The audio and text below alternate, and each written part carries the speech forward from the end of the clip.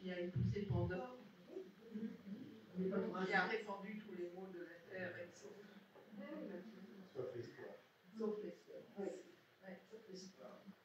Oui, moi je trouve effectivement cette dimension, ces dialogues Saturne-Uranus. Je pense que de toute façon, pour vivre pleinement et en conscience Uranus, il faut avoir intégré Saturne. Parce que sinon, pour moi, Saturne-Uranus, c'est le passage. On a pu parler ce matin du passage de la forme à la non-forme et réciproquement.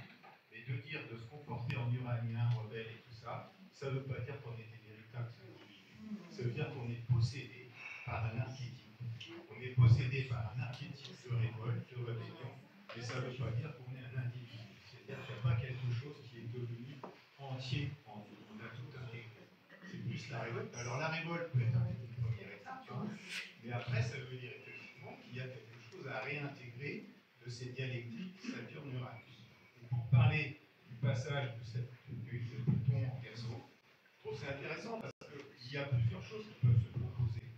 Je rejoins tout à fait ce que disait Sylvain autour du qualitatif et quantitatif. Mais il ne faut pas oublier que le Verseau vient après le Capricorne.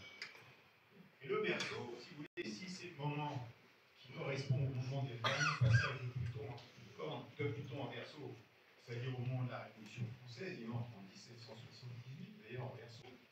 Et donc à ce moment-là, je pense que c'est le passage, on pourrait dire intéressant, que si on ramène ça sur un plan pragmatique, on pourrait dire le Verseau il est au Capricorne. C'est bien beau ton système.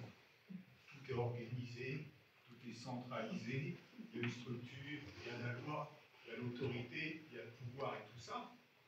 Ouais, on est arrivé à une plénitude. La nuit est maximum, force de nuit sont au maximum, mais il y a après le Verseau. Le Verseau, c'est la renaissance des forces de jour. Et donc, le Verseau, il est au Capricorne, mais où il y a de la place pour les individus dans ton système? Il n'y a pas de place pour les humains. Et en ce moment, c'est ce qui est en train de se passer.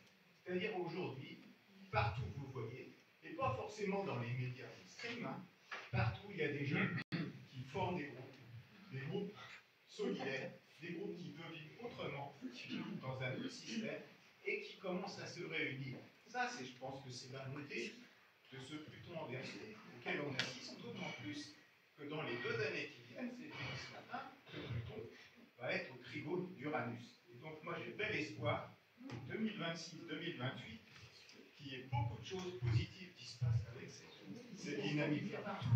Et c'est la renaissance de l'individualité. Et pour aller dans le sens jungien, moi je dirais c'est un processus d'individuation qui va s'accélérer pour beaucoup de gens. Et ceux qui auront du mal à faire le chemin, c'est là où ça sera difficile pour eux. Et de toi qu'il va y avoir une désidentification de la croyance, on le voit très bien aujourd'hui, de la croyance de nos systèmes politiques, qui sont tous en train de s'effondrer.